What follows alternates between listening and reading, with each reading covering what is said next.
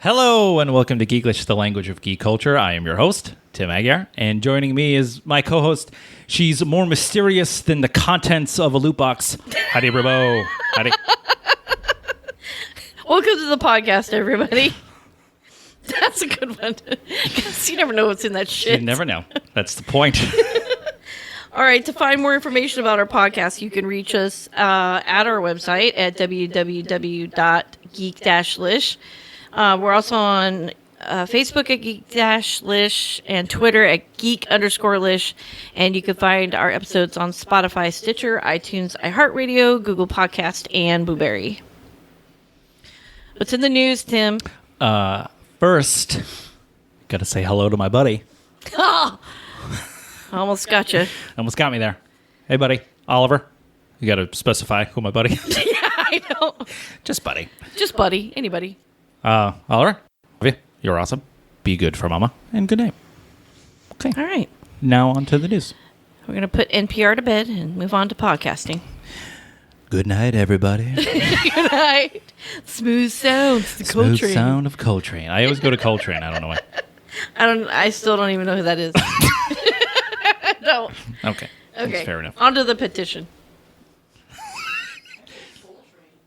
Coltrane. Okay, and just so Okay, we just- can let's just make. We got some guests in the studio tonight. Yeah, we got today. some guests in the We studio. got Loubot. We got the robot. The robot's Loubot. here. Lou, We- my husband Lou, and my best friend, pretty much my whole entire life. My Karma, my dog. Karma. No, my friend Taunya. So they are going to act like the two old men Muppet show guys and be heckling us the entire podcast. So that should be fun. It should be fun, yeah. And if for everybody familiar with the first episode, Taunya was the first choice to co-host the podcast. Why do you gotta bring that up? Why do you gotta And I bring was that up? asked second, so Oh, we went there. Oh, she's here to snipe my job. dark days. Oh shit! Things just got real. This might be my last one, guys. This might be it. This might be the last one. Might be breaking up the team. That's it. This might be it. Yoko's in the building. Yoko is here.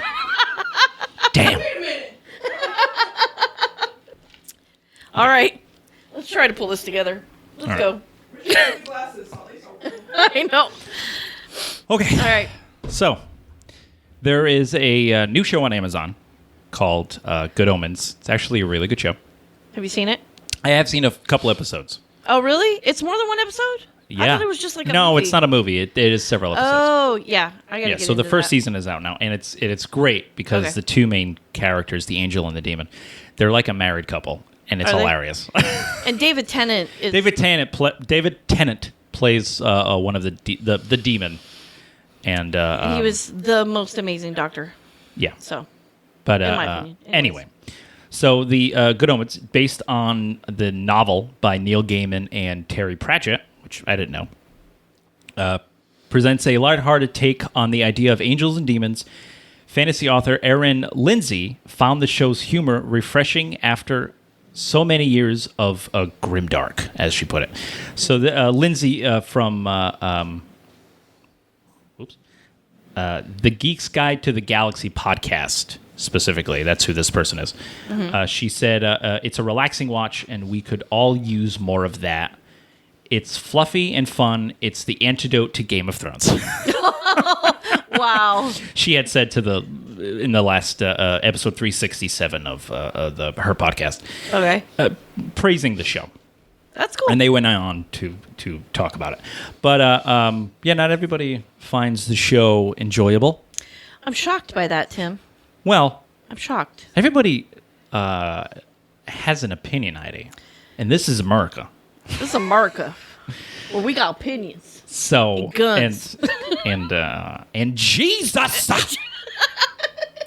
And speaking of Jesus, Oh, here we go. Christians. Thank you, Waldorf.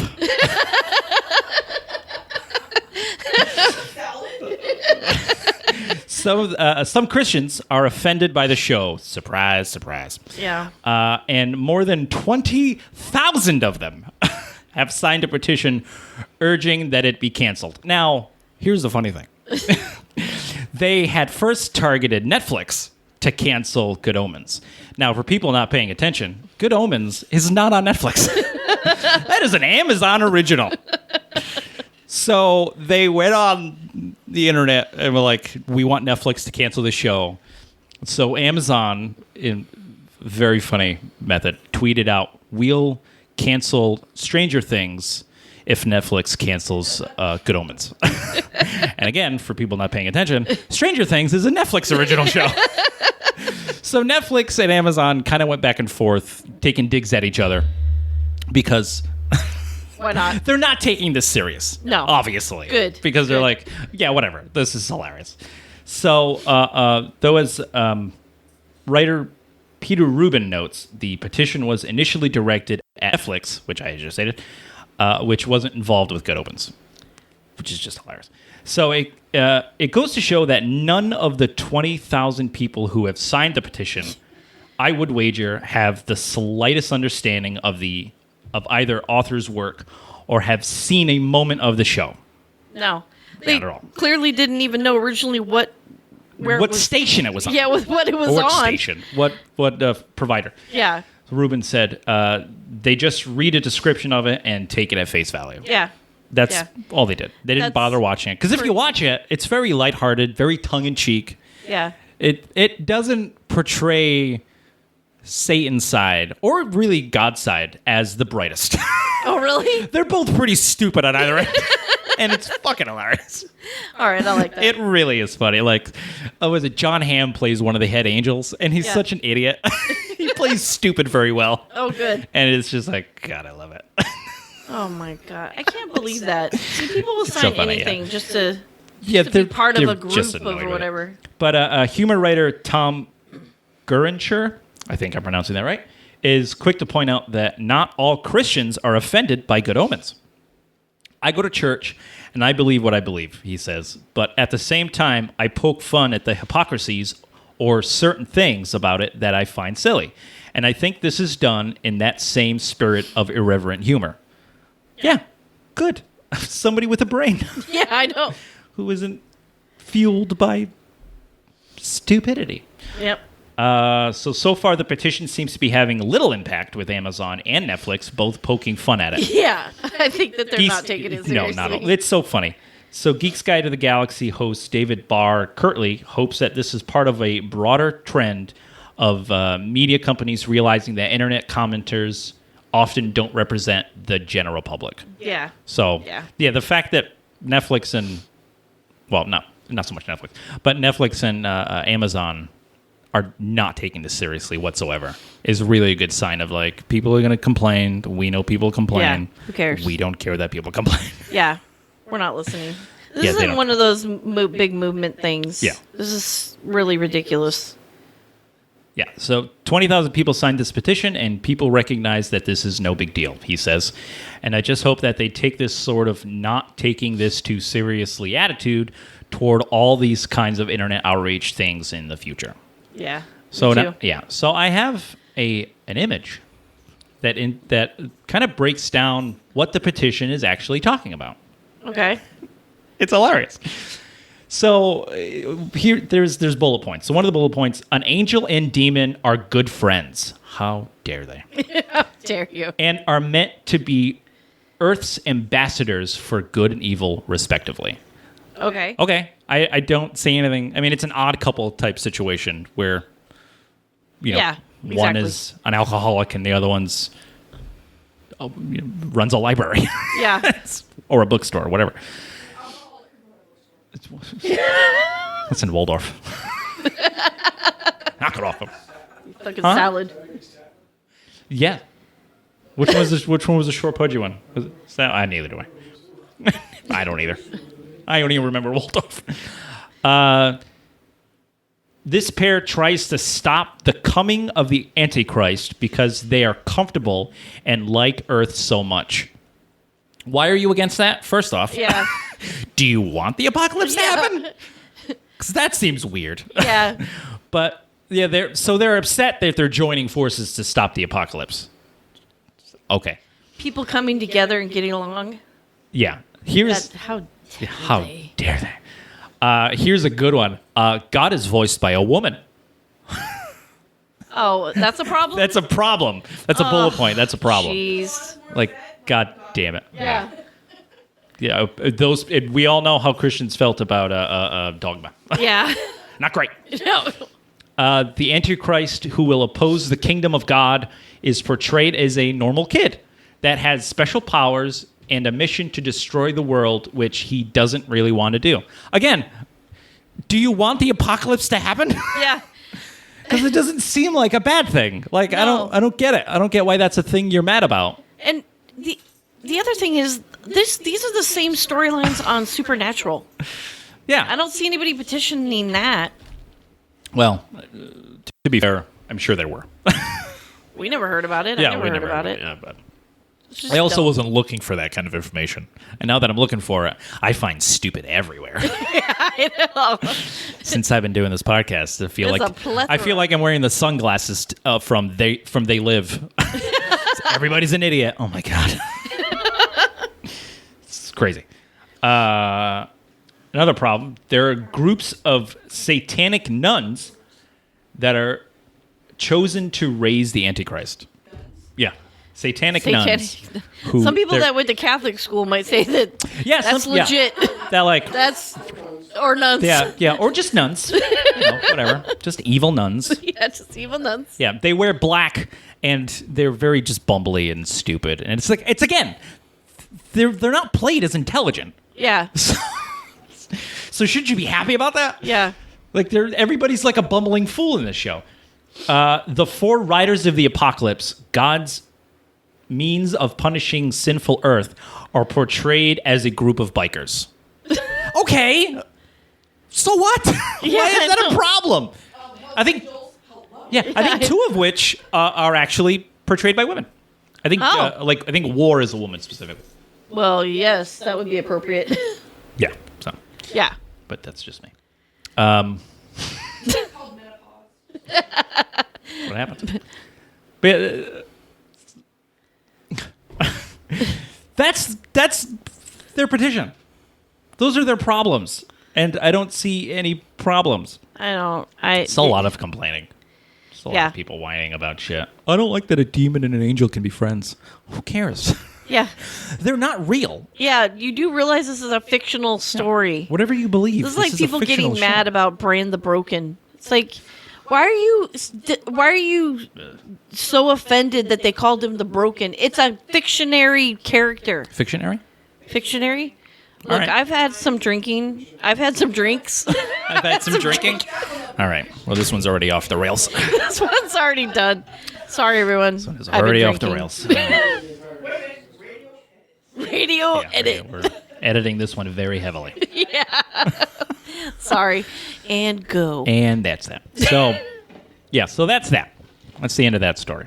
Okay. Just a lot of just dumb. Our next story. More.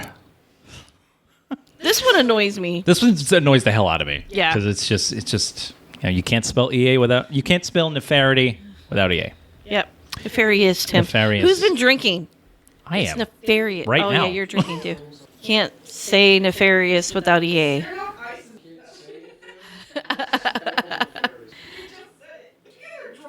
Hey. This has just gone bad. This is a terrible episode. It's awful. Go ahead. It's just terrible. So, the UK, the United Kingdom's Parliament decided to hold a hearing about Lootboxes and their potential to be gambling. Right. Yeah. So, I'm going to be talking about two very specific people. One specifically from EA, Carrie Hopkins. She's the Vice President, Legal and of Government Affairs. So she's in charge of three very important things. Yeah. She's an idiot. And then there's Epic Games, Cannon Pence, sorry, and he's part of the general council of Epic Games. So they couldn't get anybody important to go, so they were just like, I'll go. I'll go to England. That sounds fun. Oh, Like, you know why you're going, right, Cannon? Yeah, games. Yeah, Games. Nobody tell him. Nobody tell him. He'll find out when he gets there. So, senior executive at Electronic Arts told the United Kingdom's Parliament that the company prefers to call loot boxes surprise mechanics, and argued that their use in EA games is quite ethical and quite fun and enjoyable to people. Who the fuck? Okay. Yeah. Yeah. That's not... Yeah, casinos are fun. I enjoy sitting at a slot machine every so often, but knowing full well I'm not going to get any money back. No, you're going to walk out of there with no money. I'm going to go walk out of there with no money. Or you're going to be taking a picture of that voucher that says 0.25. Yeah, they're like, God damn it. But this was fun. This was a fun surprise mechanic. Night, I guess. Surprise mechanics. Jesus. Surprise mechanics. Ridiculous. So Kerry Hopkins, the vice president of legal and government affairs at EA, responded to a member of parliament who had asked if the publisher had any ethical qualms about loot boxes. Their use in 2017 Star Wars Battlefront 2 kicked off a huge controversy. Yeah. That drew scrutiny from several governments, including those in the United States and Europe. Loot boxes in the form of Ultimate Team Picks are also a major source of revenue for EA's FIFA franchise, specifically. Yep. I think that it's also in some of the other sports ones, but for some reason, they make millions off of FIFA FIFAs. is shady outside of gaming. Oh, video inside of gaming doesn't It's matter. just a shady-ass company, It's regardless. shady. Yeah. But Hopkins compared loot boxes to other products, such as Kinder Eggs, a chocolate treat with a toy in its center, That is not the same fucking thing. and Hatchimals, a blind box-style toy hidden inside an egg. People like surprises, she said, but the comparison to Kinder Eggs was quite ironic given that the chocolate eggs were banned in the U.S. until recently over concerns that prizes were a choking hazard. Bad example. We're just like that thing that potentially kills children. Somebody shut up for Mike. Somebody shut up for Mike. Stop her talking. Stop her We're talking. Like, we're the same thing. People love surprises. You know what you're getting. When you get a Kinder Egg, you know you're getting a cheap piece of plastic inside of a yummy chocolate egg, egg. Right? It's not a game that you're trying to win. No, it's just a little toy. A little toy. These are games figurine that you thing. have to have these different things to actually win the game. Same thing with Hatchimals. Yeah. You know what you buying a Hatchimal, knowing full well that you don't know which type you're getting, but you know you're getting a fucking Hatchimal. Yeah. You're not going home and getting a cheaper toy inside of it. That's not the. It's not the same thing. Not the same thing. No. Man, they're stretching. Oh, they're really God, stretching. They are really reaching. We do think that. We do think the way we've implemented. Okay, you gave me a weird hand motion. I didn't know what to do. I hit this and then I scratched. I know I did like a baseball thing. Yeah. Rupture. Am I stealing third? What am I doing? I don't know what's happening. Go. I don't know baseball. Take two.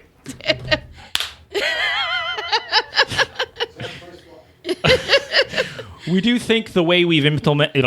Jesus Christ. Take three. God. It wasn't my fault this time. It wasn't. That was my fault. Okay, good. We do think the way we've implemented these kinds of mechanics is quite ethical and quite fun, she said. They aren't gambling, and we disagree that there's evidence that shows they lead to gambling. Of course you disagree, because you're on trial. Yeah, this is like an alcoholic going, I can stop at any time. Yeah. O.J. Simpson disagreed that he'd murdered people. And then he wrote a book. And then he wrote a how book he would murder talking people. about how he would have murdered those people. Exactly how it happened. Yeah. Fuck it. Yeah. If the glove don't fit, you must have quit.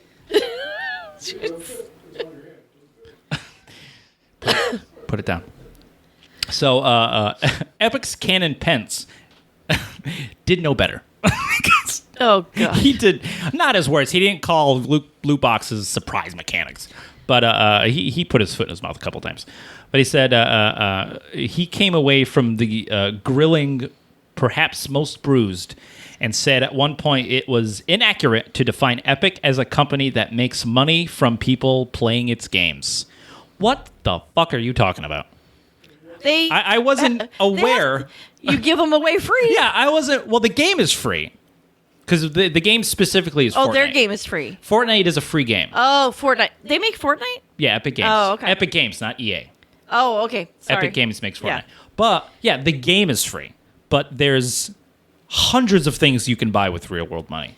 There's the skins and if you give away a game for free, and how you make your money is all that stuff. Yeah, you're practically selling a higher-end phone app. Yeah. Those games are free, but there's all these microtransactions and there's all these ads in there that is what's making the phone app money. These microtransactions are what's making you money. Yeah. So to say that we're not making money off of selling this game, is all of your money going to charity? Yeah. We had no idea. Are you a charity company? Yeah, we had no idea you guys were running a charitable foundation. Yeah. What's it called? Oh, bullshit? Gotcha. Gotcha. Where can I give money? Fucking idiot. So the British Parliament is investigating loot boxes over concerns that they constitute gambling and the potential harm that could cause to children, citing anecdotal evidence and research that call loot boxes addictive. What country banned it last time? Was it Canada or Sweden or something? I think it was one of those years. It was New Zealand. New Zealand. Aha, New Zealand. I thought there was another one, but yeah, at least New Zealand. I'll get there. Stop getting ahead of me, Heidi. Jeez. I didn't know you even had the information. Are you... What? I didn't know you were that prepared. Are you throwing me under the bus right now? On live radio?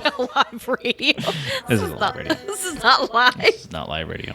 Although that will still be in though, because Heidi will not edit it out. No, I won't. No, I won't. So I it might as well be live radio. It might as well, yeah. Yeah. So, okay. Topics for this hearing they didn't just talk about loot boxes. They talked about several other things. So topics included playtime, which Epic's Cannon Pence said he had no idea about, and the EA rep said it doesn't track. You don't track the playtime of your games? That's bullshit. Specifically the online components? That's bullshit. That doesn't make sense. That's horseshit. Yeah. There's no way that's true. The average number of FIFA session days is 50 per year. Apparently, in other words, they've played FIFA 50 times over a year. Duty of care to players, which bafflingly EA and Epic seem to argue against, was the care of the players. They argued against it, apparently. Okay. The potential for addiction and the World Health Organization's recent high-profile classifications of gaming disorder as a disease, which, frustratingly, EA and Epic failed to acknowledge, and, of course, loot boxes. Okay, wait a minute. So World Health Organization is considering addiction, like, it's a real thing that you're addicted to World gaming? Health Organization's recent high-profile classification of gaming disorder as a disease. That's a real thing that they're... Yeah, it's addiction. It's just another form of addiction. I guess. And well, I mean, especially with games like this, where it's like a gambling addiction. Oh yeah, I guess that is if true. you put it in that kind of terms, just you're playing. Yeah, I guess that's true. You're playing a more sophisticated game besides I just don't screen know how somebody poker. can sit there and play a game that long. That seems. There are people. I mean, I farmed and stuff, but I got bored of it after like a month or two. Yeah, I do the Maybe same not thing, even but that there are people, especially like the sports games, where people, especially specifically FIFA, because it's really competitive. It's very competitive, and especially. You buy the team packs and the player packs, and you create your team, and you blah blah blah blah. So they are bullshitting by saying they can't track playtime, which is I know that's bullcrap. Yeah, that cannot be true. No. And what else were they talking about at the hearing? Well, they talked about the duty of care to players, which I saw some video snippets of it. And the judge specifically was speaking of, like, isn't there a in-game timer that you can set for children or anybody under a certain age that hard stops? And they're like, oh, yeah, that's there. They just have to find it. They just have to set it up. And it's like, so that isn't like a thing that's automatically started. That's something that like, oh, if they want to do it, they have to do it. They're like, yeah. It's very nonchalantly like, yeah, that's not our problem. Yeah. We have these things. They choose not to use them. That's their fault. Not our fault. It's not our fault they're getting addicted. But it is. Because they might be making it really hard for them to be able to even find that to use it. Yeah. And most of the time, parents aren't playing these video games. And they're the ones who would have to set it up. Yeah. And the kids aren't doing that. No, the kids are definitely They want to play as long as they possibly can. There are certain games that I've seen that you can set up like a parental control. Right. You can even set up the console itself with a parental control that'll just shut it down. Oh, okay. Or, it'll warn you like, 10-minute warning, whatever the hell. Yeah. But how many parents actually know about that information? I guess that's the real question. It's if they don't, it's the other question is that information being put out there for these parents to know of? Yeah. Because if they don't know about it, they don't know to implement them. No. And if it's if it's a hidden menu, well, how am I supposed to know about it? Yeah. Yeah. But they don't care because, they're not making money off these games anyway. So what the hell? Apparently not. It's jackasses. That's such crap. Yeah. So loot boxes, microtransactions, and pay-to-win mechanisms have come under mainstream scrutiny over the past year. A bill to regulate them died in Hawaii's legislature, but a Republican senator recently introduced a bill with bipartisan support that would prohibit loot boxes in games marketed to or played by children. That's a good idea. That is a good idea. Loot boxes have been likened to gambling, a comparison that Electronic Arts and Entertainment Software Association dispute. Of course. Yeah, that's a good idea because you know how many times, even when, so this was 2010, 2011, so 8 or 9 years ago. No, 7 or 8 years ago. When I was working at AT&T, I don't know if I could say that. You can might edit that out. There you go. When I was working at the phone company, a phone company, a mobile. Anyways, the parents would. You want to throw in the address while you're? But so many times, parents would call in about apps and games that kids would have been spending hundreds of dollars on. Yeah. Because they didn't. They have no idea. No, this they shit had no happens clue till all the they got time. their bill. Yeah. So I can imagine that they would be crazy on consoles. Yeah. They even mentioned that as well, because I remember seeing that where the judge also asked, like, are there things in place that can prevent somebody who isn't the card holder to pay for something? And their response was, specifically the guy from Pence, whatever the fuck his name is, from Epic, Kanan Pence, he said, no, but there's a refund policy. Okay. So there isn't a block, but I have to go through hours and days and weeks of having to email customer service to get to get a refund that I may not get because there may not be enough proof to verify that it was not me. Wow. Yeah. So he has a policy. There is a policy. Mean that it's going to apply to all these people. Yeah, exactly. It's like, that's not good enough. No. You'd be like, well, no, we don't have a hard stop, but we do have customer support. Yeah. Have you dealt with customer support? Because if you have, you would know it's a nightmare. Yeah. Getting anything, even if you legitimately lost your credit card. Dealing with bank customer support is a nightmare.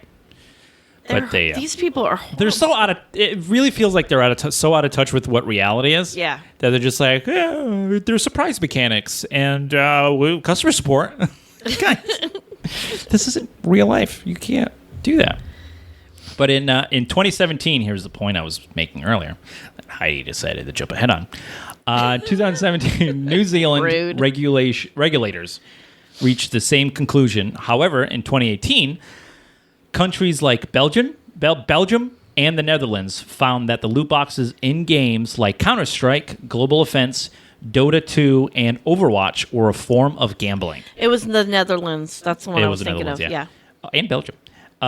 Developers Blizzard and Valve modified their games to comply with regional regulations. Other nations, such as South Korea, China, and Japan, have started regulating loot boxes too. Now, I know China does. If you do something like loot boxes, you have to actually legitimately show. You have to legitimately show a percentage of what, like the likelihood of you getting certain things. Yeah. So, I know in China they actually have the statistics for the loot boxes and for each item, and here's a percentage that you're gonna of the likelihood of you getting this specific item in these loot boxes. So it's not as blind. Now you know all right, I know it's going to be a 50% chance or a 25% chance. So at least with China, they're doing something. It really feels like with loot boxes, it's the Wild Wild West right now, and now all these governments are trying to like monitor and crush them. Kind of. I think eventually loot boxes is not going to be a thing that people can do anymore. It's just too many countries are going to be so anti because of gambling and all kinds of other things that they're just not going to do it. Yeah, they're definitely trying that to way. Yeah. Squash that. But we'll see. Only time can tell.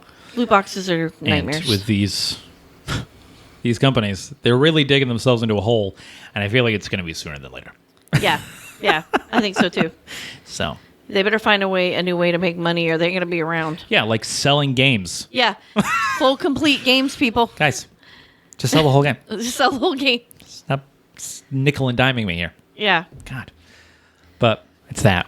On to the next tale of woes. What's the next tale of woes? Yeah. So let me just start by saying we don't normally like to be political on the show. No, we try to leave politics out. But when politics infringe on the our geek world, culture. Yeah, our geek culture. Then we have to talk about it. Then we got to talk about it. Yeah. Unfortunately. So from that, a new round of proposed tariffs from the Trump administration could have the great disastrous orange in the White House. The great pumpkin, Charlie Brown. The great pumpkin, Charlie Brown. He's real, see? We all should have listened to him. We could have stopped this in the pumpkin patch. Anyway. So new tariffs could potentially have an impact on the video game industry. Console manufacturers Sony, Microsoft, and Nintendo warned in a recent letter, video game consoles and tabletop games are included on a not yet finalized list of goods from China that would be subject to the proposed 25% import tax. The vast majority of consoles are manufactured in China and would thus be subject to tariffs. So there's that. The manufacturers warn that a new tax could affect 220,000 United States video games jobs at a large and small businesses. So this tariff potentially could harm American jobs. Yeah. And the bottom line is he's not going to give a shit about gamers or the gaming industry. Well, no, why would he? He's not going to care. He's not going to care if people are going to lose their jobs because he doesn't care. And what's going to happen is the industry is going to suffer. Everything's going to be so much more expensive. Yeah. And gamers aren't rich people anyways. Most of them, yeah. You know, live in their basements, parents' basements or something. No, I'm kidding. I know. We're in a basement. Wait a minute. No, but I mean, people spend a lot of money on, you know, game swag and stuff like that, and they get invested in games, but it's going to affect so many people. Oh yeah. Because now you got these smaller gaming like the little gaming shops that are going to have less that they can carry because they can't afford to carry as much variety as they did before. Oh yeah. Yeah. And stock will suffer and yeah. This is just bad. Yeah, there's a lot, and it's funny though, because especially considering that the Great Pumpkin is touting this whole, I made so many new jobs. Well, you're about to take away so many jobs. Yeah, a lot of jobs. In like one fell swoop. Yeah. It's just I don't understand what this thing is with China with him. I don't know either. I mean... They don't respect him, so I think that's the problem. Well, it's America, too. But... That's true. Let's be honest. That's also true. Seriously, I don't think we should let China run us over, but we should not be rocking too much of that boat. They own a lot of our debt. Yeah. And everything you look at, if you turn it over, it's made in China. Yeah. Like, everything. Right. Yeah, So not just everything's video games gonna and board be- games. Like, almost everything Yeah. in your house Yeah. comes from China. Look at shit in your house. Yeah. If you turn it over and there's a Either sticker China that or says made in Taiwan. China, it's going to say most of the time. Most of the time, it's going to say China, yeah. On those And- rare occasions, you'll see a Taiwan under there. Yeah. So everything's going to be so more expensive for Oh, yeah, 100%. And I don't know, but the other thing is, what's the benefit? Like, what's the end game? Yeah, I have no idea. I don't see. I don't know who he's trying to hurt in the long run. I don't because know. who he's going to hurt in the long run is America. Is America. Yeah, America. It's gonna hurt America. Gonna hurt America. Goddamn sweet tea loving America. Sweet I love tea my sweet loving America. Sweet tea loving America. So this is what they wrote. Economically, the video game industry contributes substantially to the U.S. economy, and its year-on-year growth is impressive. The U.S. video game industry generated total revenue of $36 billion in 2017 and $43.4 billion in 2018, reflecting over 20% in growth. This industry directly and indirectly employs more than 220,000 people. 99.7% of video game companies qualify as small businesses and can be found in each of the 50 states. Many develop software for video games across the range of platforms from PCs to mobile, including the video game consoles that we manufacture and are an integral part of the booming app economy. So the statement notes that video games consoles are complex to manufacture and typically sold at low margins, meaning that it would be difficult to move production to the United States or to modify the current supply chain. See, we live in a global economic society, Right. Around the world. We're all intertwined. We buy stuff from each other. We sell stuff to each other. Yeah. This is not good business. We make stuff for each other. Yeah, this is not good business. This is not going to benefit us. I don't know. This is really a look how big my thing is kind of thing. This is not, with his little hands, which would make it look bigger. It's a measuring contest. But at the end of the day, this is not going to benefit. There's no win here. Nobody's going to win this game. No, except nobody. China. Because now they're Well- talking about tariffing us. Oh, jeez. I didn't know that. Yeah. So this is not a winning situation. This is let's piss off our. Yeah, it's a sword fight, and we have a tiny sword that's orange. Sorry, I have to do that every time. It's made of citrus. It's made of citrus. It smells citrusy. Oh, that's right. It would be Oh, sweet. that's a good point. Good point, Tanya. Good point, Waldorf. It's a delicious salad. Just saying. Has apples in it. Oh, yeah. I don't know what's Take happening. your word for it. Yeah, sure. All right. I'm not a big fan of apples in my salads. So they continued on to say, in 2018, over 96% of video game consoles imported into the United States were made in China. How many? 96%. Jesus. Yeah. That's almost 100. For the people, playing the math game at home. That don't math. I don't math so good. Don't math so good. I don't know why I always give it a southern accent. I don't know. I don't know why. I always give stupid of southern every time. Trailer Park of the South. Trailer Park. I don't math so good. Gives a sweet tea and some grits. Sorry. I've offended Waldorf. You've offended Waldorf. I've offended Waldorf. Not just the South. Not just the South. The South will rise again. Sorry. I'm supposed to be reeled in at some point. I'm Heidi. sorry. I've been drinking. I've lost my Your wingman. my wingman. Flying alone up here. Sorry, Yeah. go ahead. Okay. So anyway, 96% of video game consoles were imported in from China. That's a very large percentage. That's huge. That's a huge fucking percentage. Yeah. The video game console supply chain has developed in China over many years of investment by our companies and our partners. It would cause significant supply chain disruption to shift sourcing entirely to the United States or a third country, and it would increase costs even beyond the cost of the proposed tariffs on products that are already manufactured under tight margin conditions. Each video game console comprises dozens of complex components sourced from multiple countries. A change in even a single supplier must be vetted carefully to mitigate risks of product quality, unreliability, and consumer safety issues. Tariffs would significantly disrupt our company's businesses and add significant costs that would depress sales of video game consoles at the games and services that drive the profitability of the market segment.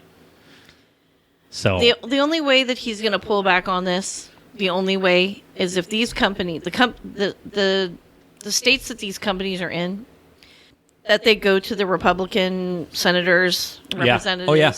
and get them to go to Trump and say, this is bad for my state. This is bad for me getting reelected. This is bad for you getting reelected. This is bad. yeah, this is bad for really any state that They're primary. This is like the abortion law in Georgia, where all those 92,000 people who work in the movie industry in Georgia That's are right. potentially they're lose their job potentially because- leaving. Yeah, because the movie industry's pulling out of there because they don't support this law. This is the same thing. It's unpopular. Yeah, it's an unpopular. But I think the problem is like you said, it's such a fringe group Yeah, that why would he care about the gaming community? that's why it's gonna take a Republican senator or representative that's gonna be bombarded by those companies for them to go to him and say, Oh, absolutely, yeah. this is gonna be a problem." Yeah. So it's worth noting that Nintendo has been hedging its bets here, moving some production to Southeast Asia as a safeguard against the tariff threat. But the companies warn that even when you account for tariff revenue, the net loss from new taxes to the United States economy could be $350 million. Wow. Yeah. That's a big number. Yeah. That's not little. No, it's not a small amount. Little. Not so. I couldn't think of another word. I'm like, that's a lot of money. Yeah. Fictionary. Fictionary. I like that. Like a fictional dictionary. No? All right. Whatever. All right. Thought I'd throw that out there. Okay. But anyway, they continue. Let's put that on a shirt. All right. Fictionary. I got to start drawing up a design, yeah. It's going to be awesome. It'll be awesome. But anyway, video games, they continue to say, video games are a core part of the fabric of American entertainment culture. 2 out of 3 households have at least one video game player, and 60% of Americans play video games daily. A price increase of 25% will likely put a new video game console out of reach for many American families who we expect to be in the market for a console this holiday season. Every holiday season, they always are. Yeah. Video games sell like hotcakes. For those purchases that do go forward despite tariffs, consumers would pay $840 million more than they otherwise would have.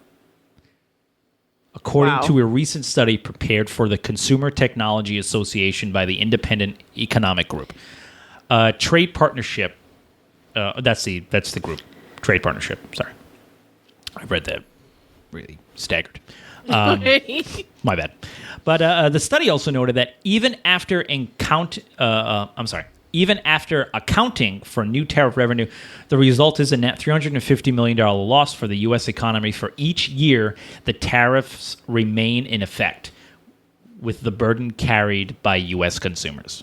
So he's hurting America. He's hurting the consumers of America, yeah. Yeah. The people who buy shit. Yeah. Yeah, so video games are far from the only industry affected here. Even within the gaming space, some within tabletop gaming have warned that new taxes could effectively cripple the booming tabletop industry as well.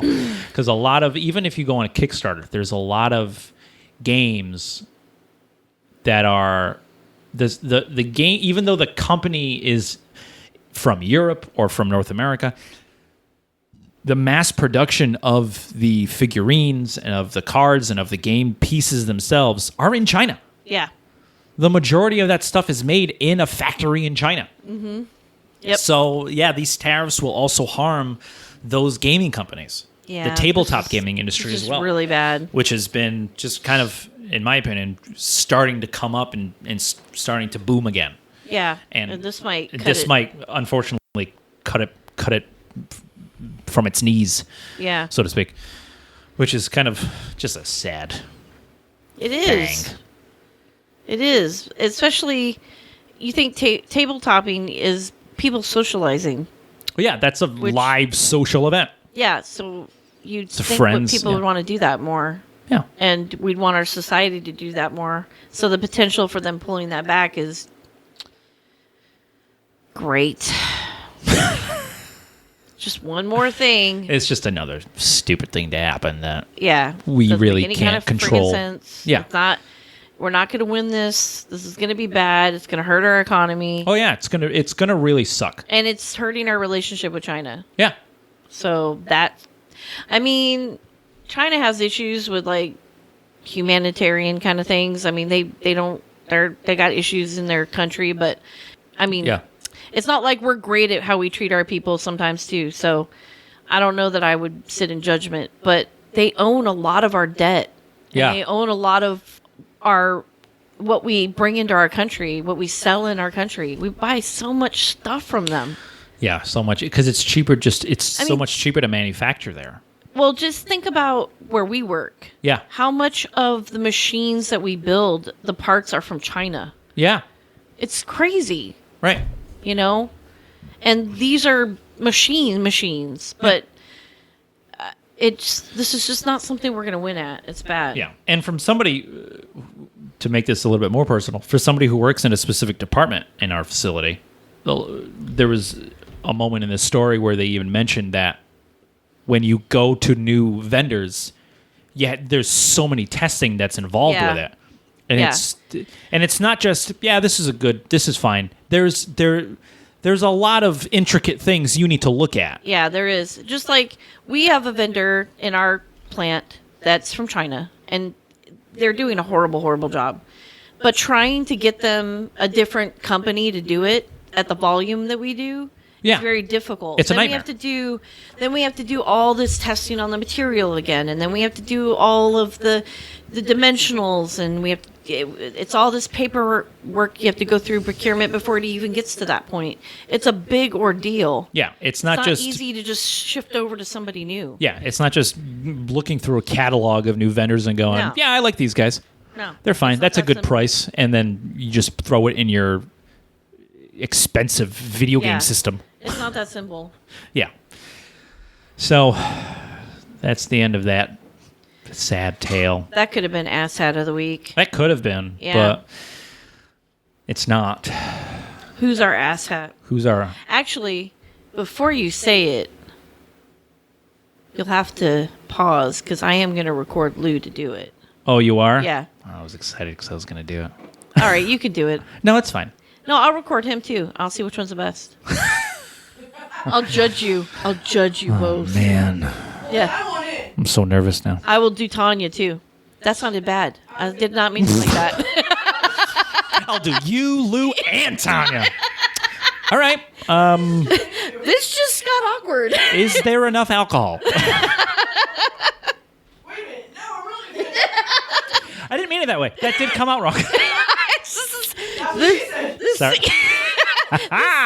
This ship is sinking. This ship is going quick. Yeah. This thing is going quicker than the Titanic. Oh. Ooh, too soon? Too soon? Get over it. Leo died. Knock it off. All right. But anyway. I will record all three of you and see how it sounds. There we go. You worded that nicely. Yeah. Good job. Very professional. Anyway. Very professionally done. Yeah. But anyway. So, yeah. So, on to our next, my new favorite segment. Yep. Asshat of the week. How can I not win? Yeah, I know. saying. That's pretty epic. It was pretty epic. Yeah. I just. Yeah. But anyway. You winged it like a Pegasus. I like that. I like that. That's I a good like one. It's going to go on a shirt as well. I winged it like a Pegasus. I'm putting everything on a shirt. That's actually really good. Yeah, that is I really like good. it. I like it. Yeah, you can get a nickel because we're only getting $1 anyway. So. Yeah. Perfect. We can have a Pegasus with a salad bowl in the back. With what? A salad bowl. I winged it like a Pegasus. That'll be the logo design Yeah. of who the contributor. Waldorf. What's the salad design? I don't get it. I don't understand.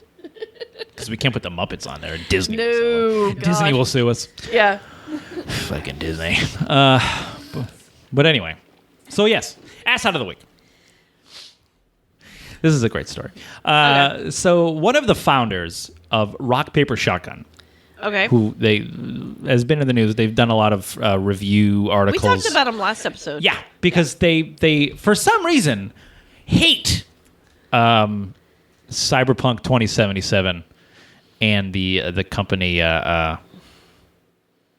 Haters gotta hate. yeah, the company That's that what- makes that game. that's what for T some says. reason they all right. T Swift. Okay. I don't know. I didn't know I you don't know knew what her her. nickname is. I was trying to be cool, but Taylor Swift? I'm not. And spill some tea. God damn it. How dare you? Well, let me spill some tea here. John. So the guy is John Walker, is one of the founders of Rock Paper Shotgun. Okay. So the founder of video game news site Rock Paper Shotgun, well, one of, because there's like 5 of them. Okay. John Walker was quick to double down on the accusations of racism published by the website before ultimately issuing an apology and deleting his tweets. Oh, backpedaling. I yeah, like but I think somebody saved some of those tweets. it. Of course they did. So you don't get away that easily. Yeah. Yeah, so last week, which I did, I screenshotted the shit out of those. So about a week or so ago, amidst the flurry of excitement of the annual E3 Expo, which was mediocre at best, Yeah. Rock Paper Shotgun staff writer Matt Coxwas, No. that can't be your real name, was able to have a chance to play the latest demo for CD Projekt Red's highly anticipated Cyberpunk 2077. This game is... Everybody wants this game. It's got Keanu Reeves in it. It's got Hello. Keanu, yeah. Now it does. People were excited about this before Keanu Yeah. Reeves showed up. Now that No. he's showing up, people are even more excited Yeah. for it. He's. Yeah. I would too. I'll be honest with you. He's a handsome man. Hey. Anyway. But it was anticipated before that. it was but now way, it's, like, yeah. super Before duper. that, very highly anticipated. Yeah. He showed up. Then they're like, yes.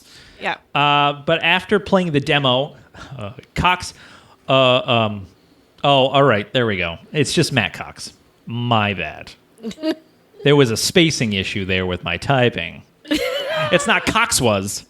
It was just Cox. That's better. Waldorf Cox was.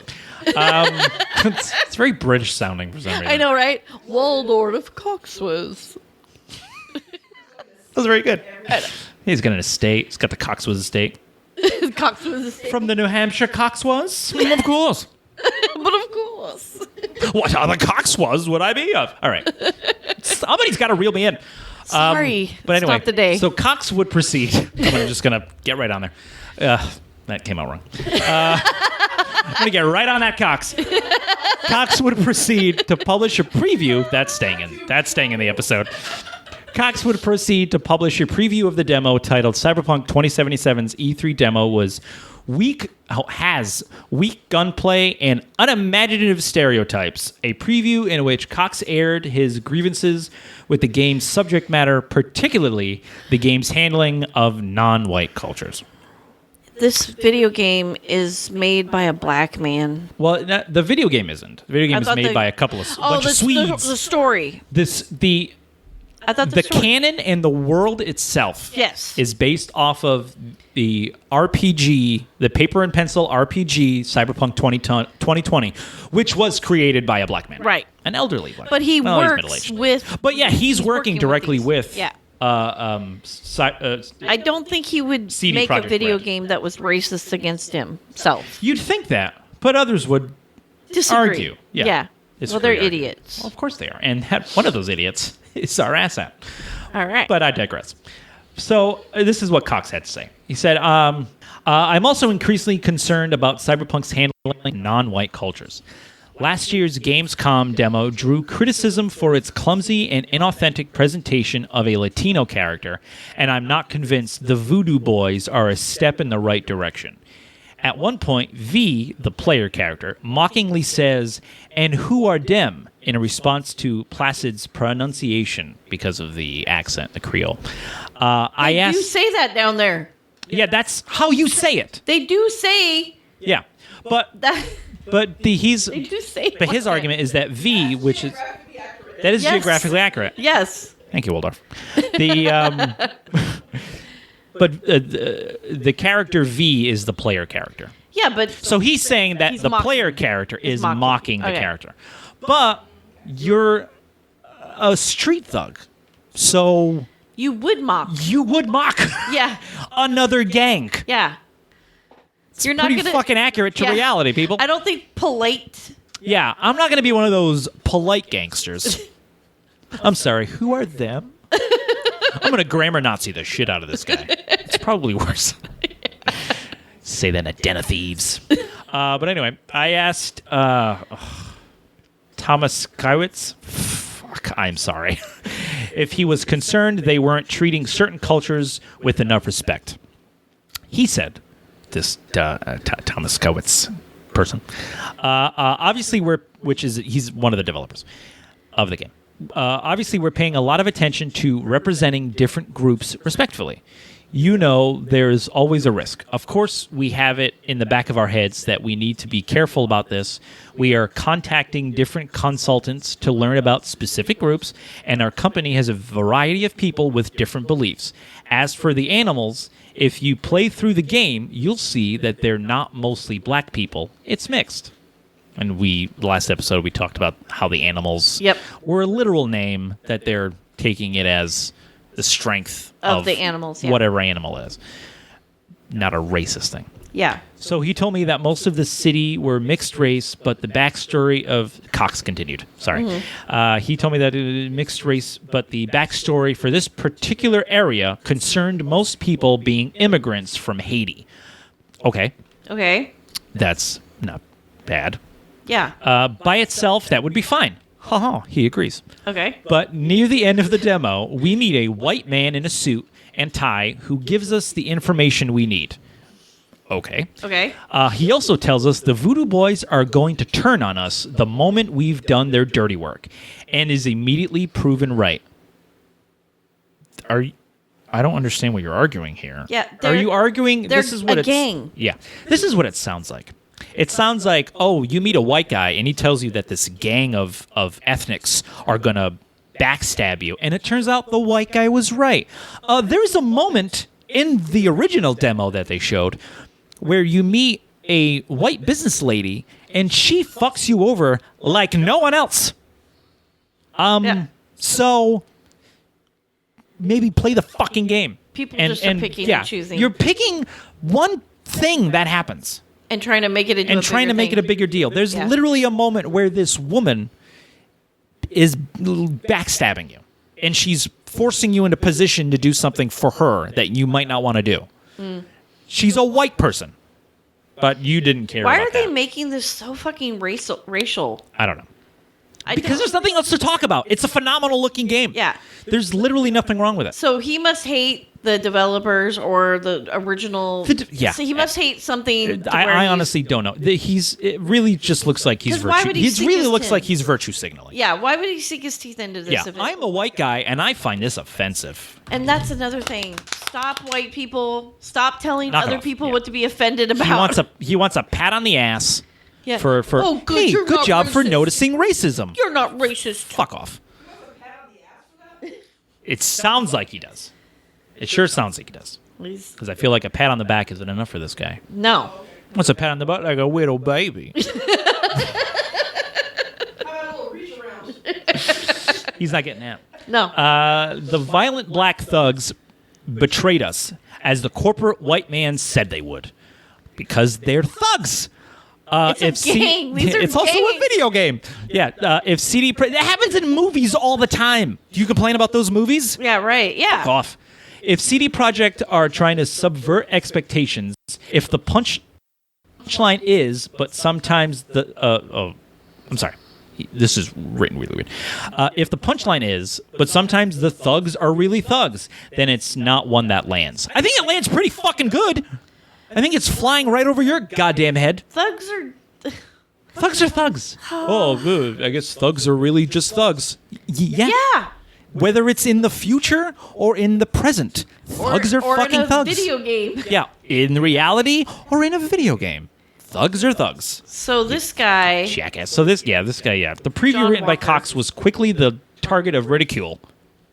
Good. Yeah, from fans who are smart. Yeah. From fans that decried interpretation of the game's world through a lens of social justice, with many echoing Pondsmith's claim, Pondsmith being the creator of the world, that the article arrived at its conclusions by ignoring the source material and identity of the writer.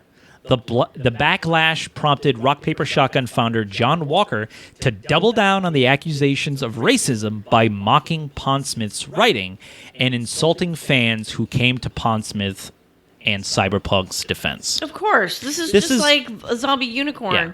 She can't take yes, any criticism and has to shut people down. And what did she do? She blocked Angry Joe. Yeah, she blocked people. She not just him. She blocked other people. But here's the best part. Here are the tweets that I saved. Okay. Because I thought they were juicy. This is delicious. There's a yummer. I love an argument that says this can't be racist because the imaginary people we made up made the decision. Yeah. Walker added, extraordinary work by the overnight Twitter goblins, those who spend most their waking lives screeching about anti-white racism, suddenly changing their worldviews and believing it impossible that a person of color can make a bad argument regarding racist tropes. That's not what they're saying. No. We know that any person can be racist and anybody can make racial comments. But this guy created this world Yeah. out of, it's all like-mindedness. So the animals are all people that, whatever race they are, they associate themselves to animals. Yeah. Just like, or like the Voodoo Boys, they all come from a region and they feel drawn together because of that. Yeah. So this is not a race thing that these guys, it is, they're trying to make this into something. But you know what? This is what I think. They're just free advertising for this. They're creating That's all of this literally all it PR is. Yeah. that now more and more people want to play this game. So good job, John Walker. Good job. Yeah. So despite his implications that those rushing to the defense of Pondsmith were white, Walker was quickly confronted by a diverse range of fans that found it ironic that a white man was telling a black man how to feel about racial dynamics. Oh, imagine that. Oh, yes. Imagine that indeed. Here are some of those tweets. Paris, a very large black man. He said, I assume you wrote this... Let me start that again. I assume you wrote the asinine article that started all of this. Mike Pondsmith isn't imaginary. He is an African-American who created this world and characters of cyberpunk. So who are you to tell him or myself what to be outraged about? Yes. I wish your clickbait was imaginary. Oh, nice. Clown face emoji. Clown face emoji. Justin Wang wrote, Mike Pondsmith is going to be so upset when he finds out he's oppressing himself.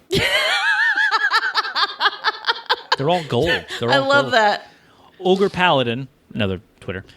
Sometimes I think that the true purpose of intersectionality was to provide comfortable white folk with a way to tell poor people and people of other ethnicities not to step out of line. Ooh, that one's a deep cut. That one's a deep cut, yeah. And Angry Baneling said, so to defend your "that's racist because I said so" hot take, you're now gone and said black man is being racist against black people because I said so. Cool. Let me know how that works out for you in a few hours. I don't think it worked out too well. I don't think so either. Like I said, he deleted those tweets very quickly. Ooh, I love when they do that. Yeah. Oh, that just makes me so happy. Yeah. Gaming YouTuber also weighed in on the controversy in a video titled "Rock Paper Shotgun Doubles Down on Insinuations That Cyberpunk 2077 is Offensive." I'm not going to say that it isn't impossible for a black man to make a bad argument against racist tropes, but I'm sure as hell more inclined to listen to a black man about these topics of black racism than two white guys who feel the need to be offended for others when clearly no offense was intended or given. Thank you. Boom, mic drop, Yeah. walk away. Ultimately, this backlash would lead to Walker deleting his tweets on the subject and issuing an apology to Pondsmith. And then an apology. Yep. Oh, Right. Let's make this all clear. I think Matt was right to raise his concerns based on his experience of playing the game at E3. I accept it was a bad take for me to call out Pondsmith's comments. I apologize to him. Okay. Cool. Cool. Yeah. That didn't seem like much of an apology. No, it was kind of weak. Yeah. Yeah, it was pretty fucking weak. He basically called him a racist and that he was being racist against himself Yeah. or the black culture. Yeah. And then he basically said, sorry. Yeah. But My bad. Oops.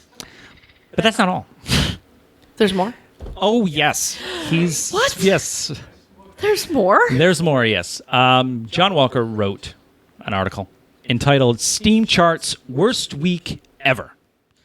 The Steam charts are compiled via Steam's internal charts of the highest grossing games on Steam over the previous week. Steam it's an online store mostly for PCs and I think Xbox as well. Okay. So he pretty much, there was a list of games that were the highest grossing for that week, and he commented on them. And he pretty much whined about every single one of them. I'm not going to read you every single one, but because there was like 15 of them. Oh, I'm only going to talk about one specific one. But this is what he wrote in the beginning of it. I'm declaring it. This is the worst week ever for Steam charts. And let's face it, this is entirely your fault. If you were a better person, you'd buy better games. But instead, you buy the same 8 bloody games every bloody week. And then buy a game that isn't even out for a year. A year! You are awful and you do not deserve me. This is your punishment. So far up his own ass. It's hilarious. This guy is in love with himself. Real talk. I mean, I exaggerate my frustration with the incessant appearance of various games for astonishingly successful comic effect. Isn't really all that successful? Yeah, I know. Heck, it'd be even harder to write this rubbish without the running gags. But come on, do you have any idea how many other games there are? There's this website called rockpapershotgun.com that has articles about so many of them. Yeah, garbage articles. Yeah. Bitching and whining. Yeah. Anyway, once more because they pay me. And then he went on. Just that alone is like, I'm not reading your fucking article. Yeah. You're a jackass. You sound bitter and... You sound like a fucking baby. Yeah. Who? Show me on the doll where someone hurt you. Was it in the butt part? Because it feels like it. Was it your heart? Was it your heart? It's in your butt. Somebody take your heart. Somebody hurt you. So the number one highest kind of grossed game for that week was none other than Cyberpunk 2077. Of course. So he had to comment. Yeah, of course. This is what he wrote. You absolute morons. This game isn't coming out for a year. It's not even close to being finished, and you paid money for it. Why? What is wrong with you all? There aren't any pre-order advantages. It's not even sodding well discounted. You just paid full price for a game that is still deep in development. This guy is British. For what? He is British, yeah. there's the gargling idiocy of buying games before there are any reviews. And then there's this. This isn't just a few overexcited twits with 50 pounds that wanted to part with their absolutely no reason at all. This is enough people such that this game outgrossed every other game on sale on Steam. He's just bitter. That many people just spent money to not own a game for no possible future gain. Burn everything. No possible virtue. That's not true. Yeah, the he's a game's fucking coming idiot. out in a year. And then he wrote an asterisk. No, I'm not wrong. I will eat my trousers if this game comes out in April next year. It will be September at the very earliest, and much more likely December. Who cares? As long as we get a good game, I don't give a shit if it's delayed. Yeah. We don't want Bethesda. Yeah, I don't want another Bethesda travesty. But this guy is a bitter, yeah, egotistical twit. He is the fucking Asshat. Yeah, he totally earned that. Totally earned Asshat of the week this week. Now, yeah. I agree to a small percentage on pre-ordering games. I'm not a big fan on pre-ordering games because you're giving, especially when it comes to like EA and certain games where it's like, oh, pre-order this game, you get a pre-order bonus, you get a new skin for your gun and a new jacket, and if you pre-order before the game comes out. And it's like, I don't like that shit. It's gross. It's like, don't just put that shit in the fucking game. It's like loot boxes. It's like a loot boxes, but you're guaranteed to get these things. But it's like, but if you pay us money early, you get this cool stuff. Yeah. And it's like, no, I don't want it.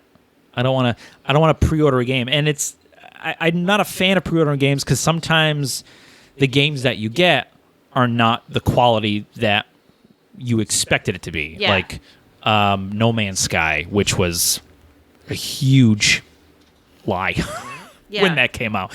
And, or Watch Dogs Legion. Or Watch Dogs. Yeah. The first Watch Dogs. And anything from Bethesda. But anything from Bethesda. really, at this point, yeah, any future shit coming out of Bethesda, if you pre-order it, you're an idiot. Yeah, it's going to be garbage. Also, it's your money. I'm not going to tell you what to buy with your money. Do I disagree that you just paid full money for that game that isn't going to come out for a year? Yeah, I think that's not a good idea. But I'm not going to call you a fucking moron. It's your goddamn money. He's way more offended about this than he should be. Yeah, I feel don't like understand it. Yeah, he's like, and the whole fact that he sounds like he would somewhat defend it if there was a pre-order bonus. Like, there's not even a pre-order bonus. Yeah. Good. I'm glad they're not doing fucking pre-order bonuses because they're not shilling to assholes like you. Yeah. They're making a fucking product that's going to be good, hopefully. Yeah, if it's anything like The Witcher 3, then I have full hope that this game is going to be as amazing as it looks. Yeah. Because that game was phenomenally made, and it had critically praised across the goddamn board. And because it's the same company, I trust them. Yeah. There's a reason why I'm not pre-ordering any more Bethesda stuff because of 76. Yeah. I don't trust them. No. Nobody should. They hurt you, Tim. They hurt me. This is on the doll where they hurt me. My heart. Don't like it. My heart. I said heart. A heart-shaped butt. Heart-shaped butt. Well, you do like corgis. I do love corgis. And a heart-shaped butt. But, I don't know. Yeah, I mean, you pretty much summed it up. He sounds way more upset over this than he absolutely should be. He is so offended on such an epic level. Like, it's he's hilarious. so mad that this game was number one. Yeah. He was so mad about it. And the bitterness is just so tasty. I think that's where it is too. Oh, yeah, that's true. He's upset that Yeah. Because he even says it in the beginning of that article that, hey, there's a video game website, rockpapershotgun.com, that has articles talking about all these games that you should be buying. On 2077. And, so like, hey, I have a website that talks about all these games, and yet nobody's taking my advice on these games that I talked about. What the fuck? You guys are idiots. Because you're the idiot. Because your opinion is garbage. Yeah. And the fact that you had to delete tweets is proof that your opinion is garbage. Garbage. Because you're garbage. You're just a garbage person. That's really it. You're a garbage person. And it's just so fucking funny to me. He's just so mad about it. Oh, bitter, bitter, bitter. His bitterness just feels so, Warm I don't know, and fuzzy. it warms me. It makes me feel better. I'm going to sleep at night Cozy. so nicely, knowing how upset. I'm going to, here's what proves your point. I'm going to pre-order this game. Just because I know, and I am against pre-ordering. I am going to pre-order Cyberpunk 2077, and I'm going to post the receipt on his Twitter and say, look what I pre-ordered. I can't wait until this comes out in a year. Yeah, I know. And then return it, and then just not tell him. I know. Yeah, what a whiny little bitch. Yeah, he's a twit. Wow. Really is. Yeah, there you go. Good job putting it in British terms. You're such a twit. Yeah. Well, I figured, full circle. John Walker, you're a twit. And you're Asshat of the week. Asshat of the week. That doesn't need to be in. It might be. It's going to stay in. It's staying in. I know your editing style. That's staying in. I know. Yeah, you should know it by now. I should know by now. That's staying in. So that's all. That's all for us. Is that yes? How much more do you want from me? You ask me this every time. I know. I'm fine. more do you- That's just- it. That's all I got written You're down. squeezing You blood get from a nothing rock else. at this point. I have nothing else to give. Okay, then I'll just wrap it up then. All right, everybody. If you want to hear more about our podcast, you can check us out on our website at www.geek-lish. We'll say Geek-lish. And we're on Facebook at Geek-lish, Twitter at Geek_lish, and you can find our episodes on Spotify, Stitcher, iTunes, iHeartRadio, Google Podcast, and Blueberry. And a bunch of other apps that pull from those. pull from those. So you can find us anywhere. And we're on YouTube. You can find our audios on YouTube. Yes. And a funny video of Tim eating a really hot chocolate bar, which I watch to make me laugh. Because it's hilarious. How often do you watch that video? When I'm having a bad day. Just So often. pretty much every single day. Every day at lunch. Because I love the part where you're like, where am I earning? And you're in such a panic. It's hilarious. I'm sorry. I'm glad I can give joy. You do, Tim. And I All can right. bring joy. All right, everybody. Thank you for listening. We'll check you out next time. Yep. And stay nerdy out there. Bye. Bye.